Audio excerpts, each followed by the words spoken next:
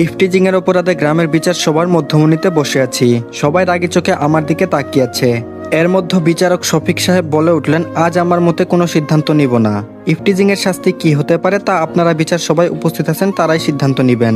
কেননা রিদিতা আমার মেয়ে, আর ওই ছেলেটা আমার মেয়ের সঙ্গেই অসভ্যতামি করেছে। শফিক সাহেব রাগে শরীর কাঁপিয়ে বলে উঠল, কেননা প্রতিটি বাবাই এরকম রাগান্বিত হয়ে ওঠা স্বাভাবিক। সে জায়গা থেকে শফিক সাহেবও ব্যতিক্রম নন, তার জায়গায় সে অটুট। দেখুন, আজ যদি এই ছেলেটাকে আমরা গ্রামবাসী ছাড় দেই, তো আজ শফিক সাহেবের মেয়ের সঙ্গে ইফটিজিং করেছে, কাল আমাদের মেয়ের সঙ্গে যে ইফটিজিং করবে না তার কি গ্যারান্টি আছে? সুতরাং আমি আজ এই ছেলেটার উপযুক্ত শাস্তি কামনা করছি, যাতে এই জঘন্য কাজ না করতে পারে। জাবেদ সাহেব এলাকার বড় নেতা, তিনি এসব কথা বলে উঠলেন। তার সঙ্গে বিচার সবাই তার কথাতে একমত হয়ে গেল। তার আগে ইফটিজিং এর বিষয়টা পরিষ্কার করে ফেলি, শুনুন তাহলে। আমি রনি হাসান, এবার ইন্টার দ্বিতীয় বর্ষে পড়ছি, এবং যে মেয়ে আমার নামে নালিশ করছে তার নাম রিদিতা, আমার ওই ক্লাসমেট। রিদিতার সঙ্গে আমার প্রায় 2 বছরের একতরফা ভালোবাসা ছিল। আমি ভালোবাসলেও রিদিতা আমাকে ভালোবাসতো না। আপনারা হয়তো ভাবছেন রিদিতা আমাকে ভালোবাসা না দেখে তার সঙ্গে ইফটিজিং করছি। না, আমি ইফটিজিং করিনি। সত্য কথা বলতে রিদিতা যেমন ভদ্র তেমন সুন্দরী, যার দরুন কলেজের সব ছেলেদের ক্রাশ ছিল রিদিতা। এর মধ্যে আমিও ব্যতিক্রম হতে পারিনি। সবাই রিদিতাকে পছন্দ করলেও সাহস করে রিদিতাকে ভালোবাসার কথাটি কেউ বলতে পারেনি, কেননা রিদিতার বাবা রাজনৈতিক দলে ভালোভাবে ক্ষমতা সম্পন্ন ব্যক্তি। সে চাইলে একজনকে কোনো মিথ্যা মামলায় নিমিশে জেল অবধি পৌঁছাতে পারে, কিন্তু মানুষ হিসেবে তিনি যথেষ্ট সৎ। একদিন আমার চাচাতো বোন তানিশাকে দিয়ে প্রপোজাল দিয়েছিলাম রিদিতার কাছে। সে প্রত্যুত্তরে একটা কথা বলেছিল, বাবা মার পছন্দের ছেলেকে সে নিজের স্বামী হিসেবে মেনে নেবে, কিন্তু এই প্রেম ভালোবাসা তার বিশ্বাস নেই। তানিশার মাধ্যমে এসব কথা জানতে পেরেছিলাম সেদিন। এরপর থেকে রিদিতাকে নিত্য নতুন ভাবে ইমপ্রেস করার চেষ্টা করি। রিদিতাও রেসপন্স দিতে লাগলো, কিন্তু সেটা অপ্রত্যাশিতভাবে। মনের কোণে জায়গা হয়েছিল, কিন্তু হঠাৎ একদিন দুর্জয় এসে বলতে লাগলো, দেখ বন্ধু, তোকে ভালোভাবে বলছি, তুই রিদিতার জীবন থেকে সরে যা, নয়তো তার ফল ভালো হবে না, এই আমি বলে দিলাম। আমি বললাম, তুই কি আমাকে থ্রেট দিচ্ছিস? দুর্জয় বলল, তুই ভাবতে পারিস। আমি বললাম, আচ্ছা ঠিক আছে, রিদিতাকে আমি ভুলতে পারবো না, আমিও দেখি তুই কি করতে পারিস। দুর্জয় বলল, ভুল করলি দোস্ত, তুই আমাকে ভালোভাবে চিনিস না। আমি কতটা ডেঞ্জারাস হতে পারি সেটা আমি নিজেও জানি না। আমি বললাম, ধুর বাল, কি করতে পারবি করিস চা। সেই দিন দুর্জয়ের সঙ্গে কথা কাটাকাটি করে আসছিলাম, তবে দুর্জয় নাকি রিদিতাকে অনেক ভালোবাসে। সেটা আমি জানলেও আমি আমার জায়গায় অটুট, আর দুর্জয় তার জায়গায় অটুট। এইদিকে রিদিতার সঙ্গে রিলেশনটা প্রায় হয়ে গেছিল আমার। এর পিছনে আবার আমার চাচাতো বোন তানিশার সাহায্য এগোতে পেরেছিলাম। ভালোই চলছিল দিনগুলো। কলেজের ক্লাস শেষে মাঠে ক্রিকেট খেলতেছিলাম। এমন সময় রিদিতা কান্না করে আমার সামনে দাঁড়িয়ে এসে বলতে লাগলো, ছি রনি ছি, এইগুলো ছিল তোমার মনে? তোমাকে আমি ভালোবাসিনি ঠিকই, কিন্তু মানুষ হিসেবে তো ভালোবেসেছিলাম। আজ এই তার প্রতিদান দিলে? আমার হাতে একটা চিঠি ধরিয়ে দিয়ে কথাগুলো বলল। এইদিকে রিদিতার কান্না অবিরাম চলছে। সেই মুহূর্তে কেমন জানি চুপসে গিয়েছিলাম। কি হচ্ছে সব? চিঠিতে তো ভালো কিছুই লিখেছিলাম, কিন্তু রিদিতার কান্না করার মানে তো কিছু বুঝতে পারলাম না। তারপর নিজেকে সামনে নিয়ে চিঠি হাতে নিয়ে ভালোভাবে লক্ষ্য করতে আকাশ ভেঙে যেন আমার মাথার উপর পড়লো। হায় আল্লাহ, চিঠিতে এসব কি নোংরা কথা উল্লেখ করা আছে! আমি তো এসব কল্পনাও করতে পারি না, তাহলে লিখবো কিভাবে? তাছাড়া এখানের হাতের লেখার ধরন আর আমার হাতের লেখার ধরন হুবহু সেম, আমার হাতের লেখার মতোই। চিঠিটা পড়ে তারপর কাপা সুরে বলে উঠলাম, রিদিতা, বিশ্বাস করো, তোমার জন্য চিঠি আমি ঠিকই লিখেছিলাম, কিন্তু এসব বাজে নোংরা কথা আমি লিখিনি। হয়তো আমাকে কেউ ফাঁসাতে চাচ্ছে। একথা বলতেই রিদিতা সবার সামনে ঠাস করে থাপ্পড় মেরে বলতে লাগলো, আমাকে কি বোকা পেয়েছিস? তোর হাতের লেখা আমি এর আগেও পড়েছি। এই নিয়ে আমার কাছে তোর চিঠি 10 বার এসেছে। আগের চিঠিগুলো পড়ে বুঝতে পারতাম তুই আমাকে ভালোবাসিস, কিন্তু আজ যে চিঠি আমাকে দিয়েছিস সেটা পরে আমি বুঝে গিয়েছিলাম তুই কেমন ছেলে। আমি বললাম, রিদিতা, আমি সত্যি বলছি, তোমার নামে কোনো নোংরা চিঠি লিখিনি। হয়তো কেউ আমাকে ফাঁসাতে চাচ্ছে, তুমি আমার কথাটা বিশ্বাস করো প্লিজ। রিদিতা বলল, আজ ওই আব্বুর কাছে গিয়ে তোর নামে নালিশ করব, এবং তোর লুচ্চামিগিরি বন্ধ করার ব্যবস্থা করব, আর সেটা আজই। রিদিতা এই বলে চলে গেল। এর মধ্যে তানিশা এসে বলল, চিঠিটা এসব নোংরা কথা কেন লিখেছিস? আমি বললাম, তানিশা, বিশ্বাস কর, আমি এসব লিখিনি। আমি ওকে আগের মতোই লাভ লেটারই দিয়েছিলাম। তানিশা বলল, চুপ কর, আরেকটা কথাও তুই বলবি না। তোর এই রিলেশনের জন্য কত কিনা করেছি আমি। আজ কেমনে পারলি রিদিতাকে বাজে প্রস্তাব দিতে? শেষমেশ তানিশাও আমাকে অবিশ্বাস করলো। এখন সারাদিন চিৎকার মেরে বললেও কেউ আমার কথা শুনবে না। কি আর করার, চুপ মেরে মাটির দিকে তাকিয়ে আছি। এর মধ্যে দুর্জয় ডেভিল মার্কা হাসি দিয়ে বলল, ছি ছি দোস্ত, তোর দ্বারা এই জঘন্য কাজ আমি মোটেও আশা করিনি। এই বলে শয়তানের একটা হাসি দিয়ে চলে গেল। এবার বুঝতে পারলাম এই সব কিছুর জন্য দুর্জয় দায়ী, কিন্তু এখন সকলেই কি আমার কথা বিশ্বাস করবে? কখনোই না। তারা ভাববে আমি অপরাধী। অপরাধ করে সে তো নিজেকে নির্দোষ প্রমাণ করবে, এটাই স্বাভাবিক। কিন্তু আমি এখানে দোষ না করেই দোষী হয়ে গেলাম। এই ছিল কয়েক ঘন্টা অতীতের কথা, এখন বাস্তবে ফেরা যাক। তারপর বিচার সবাই কাকা কাকিমা আসলো। তারা আমাকে লালন পালন করে বড় করেছেন। মাঝে মধ্যে আমার বাবা মার কথা জিজ্ঞেস করলে কাকিমা মন খারাপ করে বলতো, আমরা কি তোর বাবা মার মতো না? আমি বলতাম হ্যাঁ তা তো বটেই। তারা বলতো তাহলে বাবা মার কথা জিজ্ঞেস করছিস কেন? আমি বললাম তারপরও আমার বাবা মার ব্যাপারে জানতে হবে। কাকিমা বলল, আমি চাই না তোর বাবা মার অতীত কাহিনী বলে তোর মনটা খারাপ করতে, এর জন্য তো বিষয়টা গোপন রাখছি, বুঝতে পারছিস না কেন?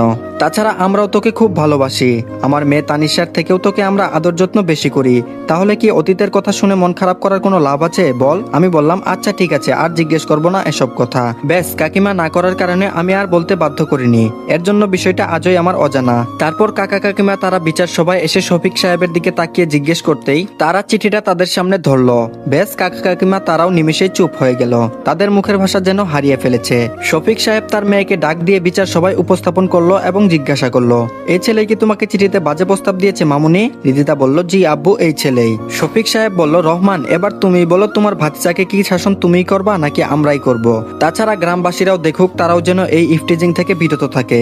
কাকা বলল, আপনারা যা ভালো মনে হয় তাই করুন। কাকা এই বলে চোখের পানি মুছে কাকিমাকে নিয়ে চলে আসলো, আর আমি ওখানে অসহায়ের মতো মাটির দিকে তাকিয়ে রইলাম। এলাকার বড় নেতা জাবেদ সাহেব বলে উঠলেন, সালমান তুমি গিয়ে কাঁচা বেত ভেঙে নিয়ে আসো, যাও। ব্যাস, কথাটা শোনা মাত্রই চুপসে গেলাম। ব্যাস, তারপর এলাকার বড় নেতা সে বেত দিয়ে 10টা হাতের শক্তিতে আঘাত করলো, আর এইদিকে বেতের আঘাত সহ্য করতে না পেরে একটু সরে দাঁড়াতেই চোখের কোণের দিকে সজোরে একটা আঘাত লাগে, যার দরুন চোখের কোণা থেকে রক্ত বের হতে লাগলো।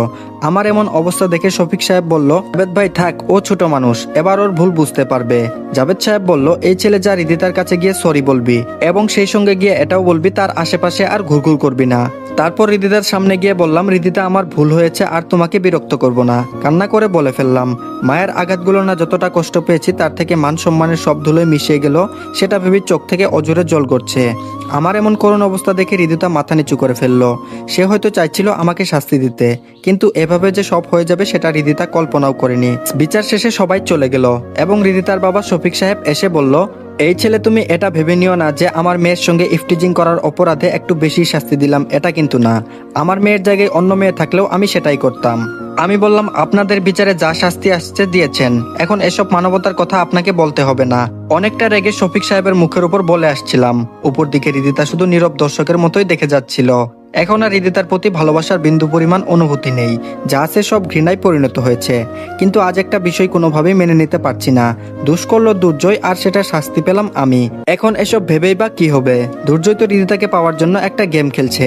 আমি চাইলে দুর্জয়কে সবার সামনে তার ডেভিল চেহারাটা দেখাতে পারবো না। ব্যাস, সব ভাগ্য বলে মেনে নিয়ে বাড়ির গেটে ঢুকতে আমার রুম থেকে ভাঙচুর করার শব্দ পেলাম। বেশ দূরত্ব আমার রুমে গিয়ে লক্ষ্য করতেই দেখলাম তানিশা আমার ব্যবহারকৃত জিনিসগুলো ফ্লোরে ফেলে দিয়ে ভেঙে ফেলছে এবং সেটাতে আগুন লাগিয়ে দিয়ে পুড়ছে। তানিশাকে কিছু জিজ্ঞেস করতেই কাকা সামনে এসে যা বললো তা শুনে মাথা কেমন জানি চক্কর দিয়ে উঠলো। তানিশাকে জিজ্ঞেস করেই ফেললাম, আমার এসব জিনিসগুলো ভেঙে আগুন দিয়ে পুড়ে ফেলছিস কেন? তানিশা বলল, কেন আগুন দিয়ে পড়ছি বুঝতে পারছিস না? আমি নিশ্চুপ হয়ে রইলাম। তানিশা বলল, তোর জন্য বাবা আজ কতটা অপমানিত হলো সেটা কি তুই একটু বুঝতে পেরেছিস? আমি বললাম, তানিশ। বলতেই তানিশা আমার কথা থামিয়ে বলল, হয়েছে, আর বলতে হবে না। আমাদের একটা সম্মান আছে যেটা তুই নিমিষে শেষ করে ফেলেছিস, আর না। তাছাড়া আমি কেমনে রিদিতার সামনে গিয়ে দাঁড়াবো সেটাই তো ভেবে পাচ্ছি না। এসব তোর জন্য হয়েছে। তানিশা রেগে আগুন হয়ে আমাকে কথাগুলো শোনালো। আমি বললাম, শুধু তোর বান্ধবীর দিকটাই দেখলি? আমাকে যে সবার সামনে হেনস্থা করলো সেটা দেখলি না? তানিশা বলল, তোকে যে মারটা দেওয়া হয়েছে সেটা অনেক কম হয়েছে। বিচারকের জায়গায় আমি থাকলে তোকে পিটিয়ে শেষই করে ফেলতাম। এখন প্লিজ তুই আমাদের বাড়ি থেকে বেরিয়ে যা তো, তোর জন্য আর আমরা অসম্মানী হতে পারবো না। আমি বললাম, কি বলছিস এসব? তোরা ছাড়া আমার আপন কে আছে? তানিশা বলল, তুই এতিম অসহায় বলে আমার বাবা মা তোকে সেই ছোটবেলা থেকে রাস্তা থেকে তুলে এনে লালন পালন করেছে। এখন তো তুই আর ছোট নেই, যেদিকে খুশি সেদিকে চলে যা। তানিশার কথা শুনে নিমিষেই চোখের কোণে জল জমে গেল। তার মানে কাকা আমার রক্তের কেউ না। এসব ভাবতেই কাকা আমার রুমে এসে বলতে লাগলো, তানিশার মা এবার ওকে এই বাসা থেকে বের হয়ে যেতে বলো। কাকার কথা শুনে নিমিষেই মাথাটা কেমন যেন চক্কর দিয়ে উঠলো। তারপর নিজেকে সামলে নিয়ে বললাম, কাকা আজ একটা সত্য কথা বলবা? কাকা নিশ্চুপ হয়ে দাঁড়িয়ে রইল।